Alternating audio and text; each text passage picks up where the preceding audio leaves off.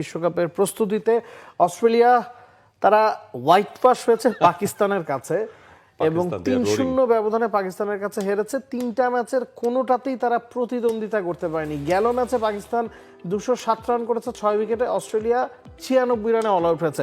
প্রতিটা ম্যাচেই পরাজয়ের ব্যবধানটা ৭০-৮০ বা ১০০ রানের।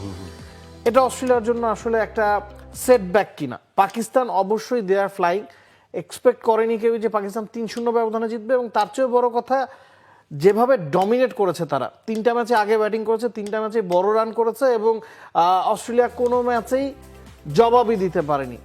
এবং সেটা এখানে সবচেয়ে বড় যে ব্যাপারটা আমি দেখছি সেটা হচ্ছে পাকিস্তান একটা সলিউশন খুঁজছিল, সেটা হচ্ছে বাবর আজমের প্লেসমেন্টটা নিয়ে।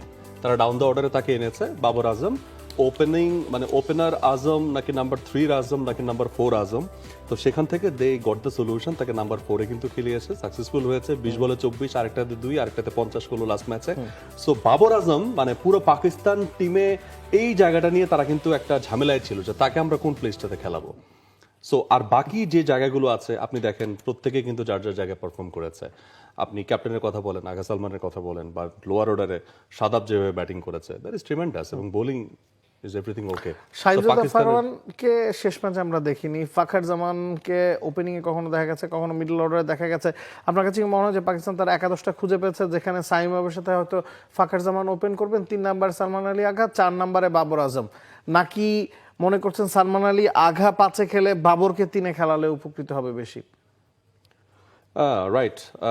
সো ওই জায়গা থেকে আপনি বাবর আজমের কথা বলছেন, বাবর আজম এবং তাদের যে ব্যাটিং অর্ডারের কথা, যেটা আমরা এর আগেও খেয়াল করলাম যে তারা যেই অর্ডারটাকে আসলে এক্সপেরিমেন্ট করতে চেয়েছে, সেখানে নাম্বার 4 বাবর আমার কাছে মনে হয় যে দিস ইজ ওকে এই জায়গাটাতে। কারণ বাবরের ইন্টারভিউটা তো আসলে নেওয়া হয়েছে যে আপনাকে যে নাম্বার 4-এ খেলানো হলে আপনি কতটুকু কমফোর্ট, তো তিনি কিন্তু ওই জায়গাটা অ্যাকনলেজ করেছেন যে আমার নিজের কমফোর্টের চেয়ে বা আমার নাম্বারের চেয়ে বড় কথা হচ্ছে দলের পারপাসটা যদি সার্ভ হয়, that is okay. So very good sportsmanship spirit from Babar Azam, এবং বাকি অর্ডার আই থিঙ্ক মানে সোফার ওকে। তারপরও ওয়ার্ল্ড কাপে according to the opponent maybe আমরা একটু ছোট্ট করে শ্রীলঙ্কা ইংল্যান্ডের খবরটাও জানিয়ে রাখতে চাই, যেখানে 2-0 ব্যবধানে ইতিমধ্যেই ইংল্যান্ড লিড নিয়েছে। গেল ম্যাচটা ডাকওয়ার্থ লুইস মেথডে ইংল্যান্ড জিতেছে।